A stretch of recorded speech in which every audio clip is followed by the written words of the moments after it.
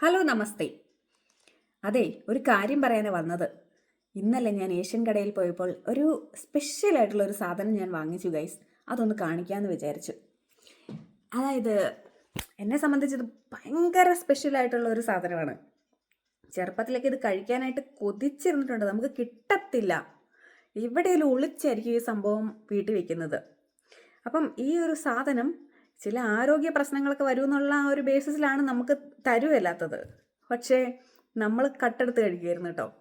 ഞാനും എൻ്റെ ഒരു കൂട്ടുകാരും കൂടെ ഇത് കട്ടെടുത്ത് നല്ല ആസ്വദിച്ച് കഴിക്കുന്ന ഒരു സാധനമായിരുന്നു.